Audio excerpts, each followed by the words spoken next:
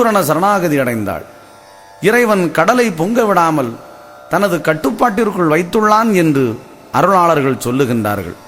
இதனை அகிலம் வாரி வரம்பை விட்டு வையகத்தில் செல்லாமல் காரியமாய் பள்ளி கடலில் துயின்றோனே என்கிறது. எனவேதான் இறைவனை அலைகடல் துயின்றோன் என்கிறோம். நீங்கள் கேட்கலாம், பிறகு ஏன் சுனாமி பேரலைகள் ஏற்படுகிறது என்று? பூமியில் அநியாயம் அதிகரிக்கும் போது இயற்கை கோபிக்கிறது. வாரி கோபிக்கும் வாங்கும் சில இடங்கள் என்று அகிலம் சொல்லுகிறது. அதுபோல கலியை அழிக்க திருவுளம் கொண்ட எம்பெருமான் கடலுக்குள் இருந்து வெளிப்படுகின்றான். தனக்குத்தானே தலைவனான ஞானஸ்வரூபம் 8:8-64 வைகுண்டமாட்சி என்று அருள்நூல் குறிப்பிடுகிறது. தனக்குத்தானே மகனாக தோன்றி நிற்கிறான். பரம்பொருளே வைகுண்ட குழந்தையாகவும் தந்தையாகவும் இருந்து ஞான உபதேசம் பெறுகிறது. சூரியனும் ஒளியும் எப்படி இருக்கிறதோ அதுபோல தந்தையும் மகனுமாக இருந்து இந்த கலியை எப்படி சென்றால் அறுக்க முடியும் என்று தனக்குத்தானே திட்டமிடுகிறது. இது இந்த உலக மக்களும் பிறவிப்பிணி மாற கடைபிடிக்க வேண்டியவை என்பதை அறிந்து கொள்ள வேண்டும். நான் தான் கடலின் கரையாண்டி, நாராயணனே பண்டாரம், கூண்டாம் தட்சணாபுரியில் கொண்டோம்பள்ளி தர்மமுற்று 1008 மாசியில் மக்களை காக்க வாரிக்குள் தோன்றி தட்சணம் எழுந்தருளினான். தட்சணம் என்றால் ஞானம், உச்சி, சகசிரதளம் என்பார்கள். அச்சமில்லா பூமி என்றும் சொல்லலாம். சலியாமல் காசு பணம் தந்தவர்கள் உண்டானால் வேண்டி நீ தர்மம் விரைவாய் நடத்தியிரு. மனம் நோகாமல் பிறர் அறியாமல் கொடுப்பதுதான் சிறந்த தர்மம் என்பதனை அறிந்து உங்கள் வாழ்க்கையில் சிறந்த தர்மங்களை செய்யுங்கள். என் பெயரை சொல்லி எவரவர் வந்தாலும் அன்பாக அன்னமிட்டு ஆதரித்த பக்தருக்கு என்னென்ன அபாயம் இடுக்கமது வந்தாலும் அந்நேரம் நாரணன் நான் ஆயனங்கே நான் வருவேன் என்று திரு அருள்நூல் சொல்லுகிறது. ஒரு நண்பரின் வீட்டிற்கு ஒருவர் சென்றார். நண்பரோ வெள்ளித்தமிழரிலே காப்பி குடித்து கொண்டிருந்தார். அந்த நேரம் ஒரு பிச்சைக்காரன், ஐயா தர்மம் செய்யுங்கள் என்று கேட்டான். நண்பன் தன் கையில் இருந்த வெள்ளி தமிழரை இடது கையாலே அப்படியே கொடுத்து விட்டார். அதை பார்த்தவன் நண்பர் கேட்டார், தர்மம் இடது கையால் கொடுக்கலாமா? வலது கையால் கொடுப்பதுதானே சிறப்பு. அதற்கு அவன் சொன்னான், நான் உடனே கொடுக்காமல் இடது கையிலிருந்து அதை வலது கைக்கு மாற்றி கொடுப்பதற்குள் என் மனம் மாறிவிட்டாலும் மாறலாம். அதனால்தான் உடனே கொடுத்தேன். தர்மத்தின் சிறப்பினை நீங்கள் பார்க்கலாம். வலது கை கொடுப்பதை இடது கை அறியாமலேயே கொடுக்க வேண்டும்.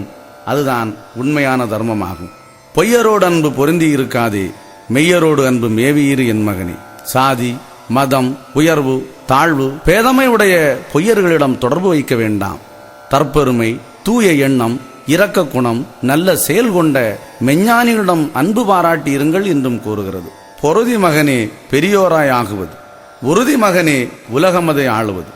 பொறுத்தார் பூமி ஆழ்வார், பாண்டவர்களின் பொறுமையால் நாடு கிடைத்தது. கொண்ட கொள்கையில் பொறுதியுடனும் மன உறுதியுடனும் ஒரு காரியத்தை செய்தால் எளிதில் வெற்றி பெற்று உலகை ஆளலாம் என்று அகிலம் சொல்லுகிறது. வாரி 3 கோதி வளைந்திருக்கும் ஓர் தீவை சாதி ஒரு நிரப்பாய் தான் ஆழ்வாய் என் மகனே. வாரி 3ம் இந்த உலகை சூழ்ந்திருப்பதால் அதை தீவு என்கிறோம். அப்படிப்பட்ட இந்த உலகத்தை ஒரே குலமாக வைத்து ஒரு குடையின் கீழ் அரசாளும் நிலையை குறிக்கிறது. தர்மம் பெரிது, தாங்கியிரு என் மகனே. தர்மத்தை செய், பலனை என்னிடம் ஒப்படைத்து விடு.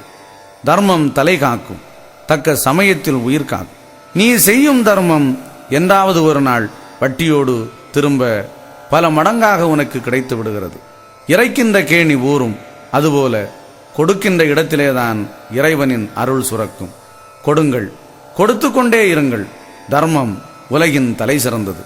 உன்னிடம் கொடுப்பதற்கு ஒன்றுமே இல்லை என்றாலும் கொடுக்க வேண்டும் என்ற எண்ணம் இருந்தாலே போதும் உலகம் உன்னத நிலையை பெறும். அறம் செய்ய விரும்பு என்றாள் அவ்வை. செய்யென்று ஆணையிடவில்லை, விரும்பு என்றுதான் சொல்லுகிறாள். உண்ணும்போது கூட பிறருக்கு பகிர்ந்து உண்ண வேண்டும். ஐயா வழிபாட்டில் எல்லாமே பகிர்ந்து உண்பதை காணலாம். நன்றி மறவாதே, நான் பெரிதென்றண்ணாதே. இந்த உலகில் எவ்வளவு பாதக செயல்கள் செய்தாலும் அதற்கு மன்னிப்பு உண்டு. ஆனால் ஒருவன் செய்த நன்றியை மறந்தால் ஒரு நாளும் அந்த பாவம் தீராது. நான் என்ற சொல்லை மாற்றிவிடுங்கள், நாம் என்றே சொல்லி பழகுங்கள்.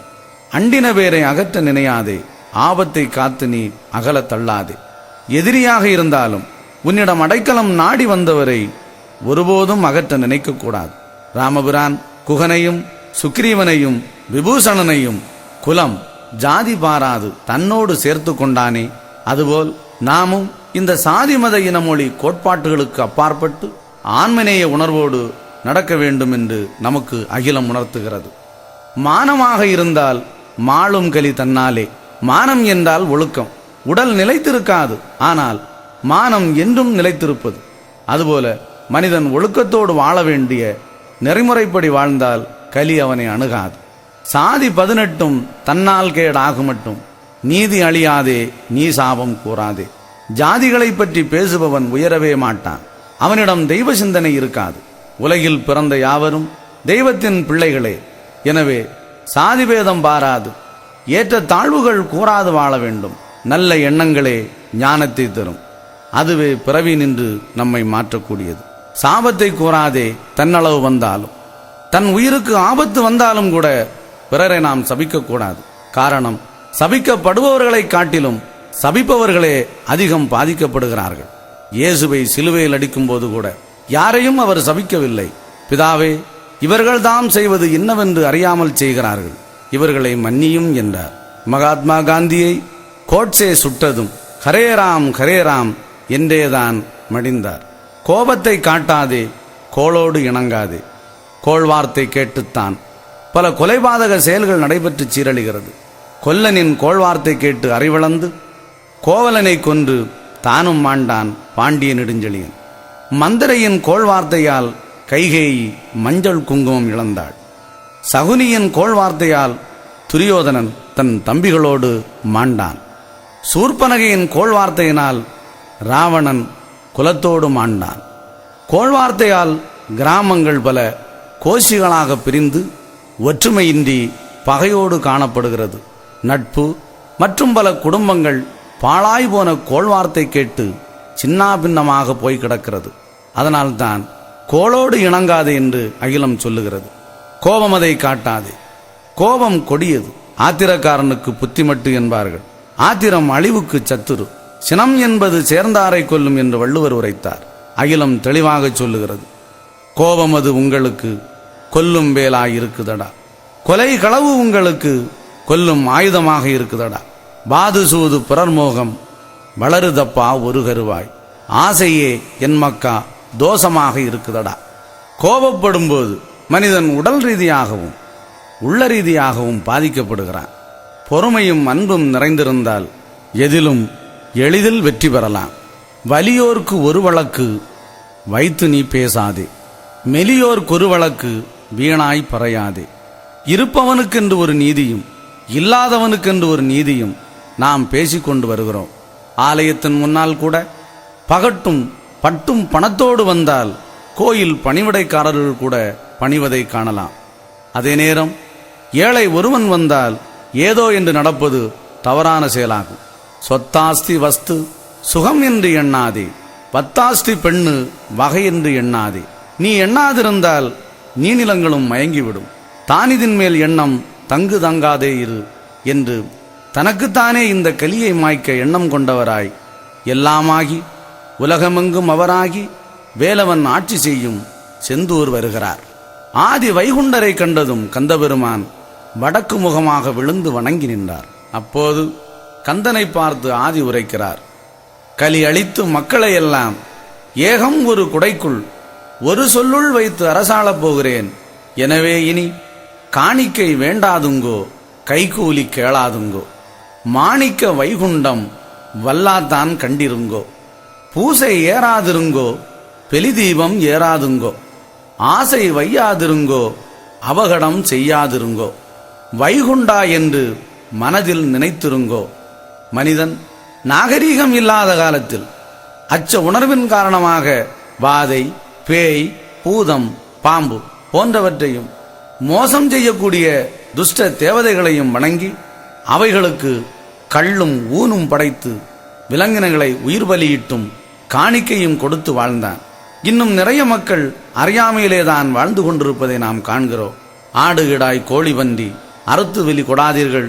ஆடுகிடாய் கோழிபன்றி என்று கோயில்களுக்கு பலி கொடுத்து தெய்வத்தின் பெயரை மாசுபடுத்துவதை கண்கூடாக நாம் கண்டுகொண்டிருக்கிறோம். கேட்டால் கோயிலுக்கு நேச்சே என்கிறார்கள். அருள்நூல் தெளிவாக சொல்லுகிறது. சிவத்தை தேடார்கள் கருத்துடனே, பிச்சையது போடாமல் பேய்க்கு கொடுத்திடுவார் அச்சமுடன் திண்டம். அப்பாவி மனிதன் மந்திரவாதிகளின் சொல்லை கேட்டு துஷ்ட தேவதைகளை உருவாக்கி பயந்து பூஜை செய்கிறார்கள், வணங்கவும் செய்கிறான். உண்டு பண்ணி வைத்த உட்பொருளை தேடாமல் கண்டதெல்லாம் தெய்வம் என கையெடுப்பார் சண்டாளர் என்கிறது. மேலும் கந்தபெருமானை பார்த்து எம்பெருமான் சொல்லுகிறார், உன் கோபுரத்தில் உயர்ந்த வட மேல்மூலையில் பின் கோபுரம் காண பிளந்து போடு என்றுரைத்தார். அல்லாமல் உன்னை என்று அவனி உண்டாக்கி வைத்த செல்லா சிலையை திருப்பிவிடு தெற்கு முகம். உலகோர் அறிய ஒரு வாயிலும் அடைத்து கலகமாய் கண்மூடி கவிழ்ந்திருப்பாய் என்றார். திருச்செந்தூரிலிருந்து அருளும் கந்தனும் அவரேதான். அண்ட சராசரங்கள் அனைத்துமாயிருக்கும் ஆதி வைகுண்டர் தன்னோடு வரும் வானவர் தேவர் ரிஷிமார்களையெல்லாம் நீங்கள் எல்லோரும் மனுக்கண் காணாமல் ஆகாய மார்க்கமாகவே வாருங்கள் என்று கூறி எம்பெருமான் மாணிக்க வைகுண்டர் சாதாரண மக்களும் அனைவரும் கண்டுகொள்ளும் வகையில் மனுச்சொரூபம் எடுத்தார். இந்த நிகழ்ச்சியை மங்களநாதன் மனுச்சொரூபமே எடுத்து நருட்கள் மிக காண நால் திசைக்கும் மேவி வந்தார். நல்ல பட்சி பறவைகள், நல்ல குல தெய்வங்கள், கடல்வாழ் உயிரினங்கள் எல்லாம் ஐயாவின் பாதம் பணிந்தன. எல்லோருக்கும் ஆசி வழங்கிய ஐயா மணவைப்பதிக்கு வருகிறார். மணவைப்பதிதான் சாமிதோப்பு. அங்கு எழுந்தருளிய பகவான் மனுவை சோதித்தெடுப்பதற்காகவே தவம் இருந்தார். தவமிருந்த எம்பெருமானை பார்க்க 4 திசைகளிலிருந்தும் 18 ஜாதிகளும் நாணாமல் ஓடி வந்து எம்பெருமானின் திருவடி தொழுது நின்றார்கள். எல்லா மக்களுக்கும் தண்ணீர் மண்ணும் கொடுத்து எல்லாவிதமான நோய் நொம்பலங்களையும் தமது அளப்பரிய கருணையினால் தீர்த்து வைத்தார். எங்கு பார்த்தாலும் மக்கள் ஐயாவை பற்றியே பேசுகிறார்கள். உலகில் உள்ள மக்களெல்லாம் ஐயாவை நாடி வரும் செய்தியை கேட்டான் கலிநீசன். ஐயாவை பிடிக்க படையேவி வந்தான். தீண்டத்தகாத சாணாரினத்தில் வந்திருந்து தான் வைகுண்டம் என்றும் நாட்டை முடிசூடி ஆளப்போவதாகவும் பலசாதி மக்களையும் ஒரு தளத்தில் வரவழைத்து ஒரு கிண்ணற்றில் நீரருந்த சொல்லுகிறானாம் என்று கொக்கரித்தவாறு படைகளை திரட்டிக்கொண்டு சுசீந்திரத்திலே வந்து முகாமிட்டிருந்தான். மன்னன் தனது மந்திரிகளோடு கலந்தாலோசித்து, ஒருவேளை கடவுள் வந்து பிறந்தால் பிராமண நம்பூதிரி போத்தி குலத்தில் பிறக்காமல் பிறர் தீண்டா சாணா குலத்திலா வந்து பிறப்பான்? ஒருபோதுமில்லை. இவன் வேஷம் போட்டுக்கொண்டு மக்களை ஏமாற்றுகிறான். அவனை இங்கு அழைத்து வாருங்கள் என்றான். அந்த நேரம் பூவண்டன் எழுந்து மன்னனிடம் சொல்லுகிறான், சாணாரை மாயன் சார்வரோ என்று எண்ண வேண்டாம். விறகு வெட்டியாக வந்து பானபுத்திரருக்கு அறிவு புகட்டினான். பறையனாய் தோன்றி நிற்பான். தூணிற்குள் இருந்து நரசிங்கமூர்த்தியாக வந்தான். குசலவன் குலத்தில் வந்தான். இடையர் குலத்தில் வந்தான். பன்றியாக வந்து குட்டிகளுக்கு பாலூட்டினான். அவனது திரு அவதாரங்களை அளவிட முடியாது. பூவாய் புல்லாய் புழுவாகி மரமாகி பல்விருகமாகி பறவையாய் பாம்பாகி கல்லாய் மனிதனாய் முனிவராய் தேவராய் என்று எல்லாமாகியிருப்பவன். எனவே நாம் இவ்விடம் விட்டு வந்த இடம் போவோம் என்று கூறினான். மன்னன் பூவண்டனை பார்த்து, சாணான் கையில் காசு வாங்கி கொண்டு அவனுக்காக பரிந்து பேசும் இவனை சிறையில் அடையுங்கள் என்று கூறி, வாருங்கள் அவனை பிடித்து வருவோம் என்றதும் அருகில் நின்ற நீசச் சரடன் சொல்லுகிறான், மன்னா, தாங்கள் அவனிடம் செல்லுவதா? வேண்டாம், நானே சென்று அவனை பிடித்து உங்கள் முன் நிறுத்துகிறேன் என்று கூறி படைகளை அணிவகுத்துக் கொண்டு சாமிதோப்பு நோக்கி வருகிறான். இந்த நேரம் மக்கள் மனங்களை அறிய நினைத்த மாயன் திடீரென பால்கடல் நோக்கி ஓடுகிறார். ஆடை அணியாமல் அரைக்கயிறும் இல்லாமல் நாடை கெணியாமல் நடந்தார் கடல் நோக்கி. நல்ல மக்கள் எல்லாம் அவரை பின்தொடர்ந்தார்கள்.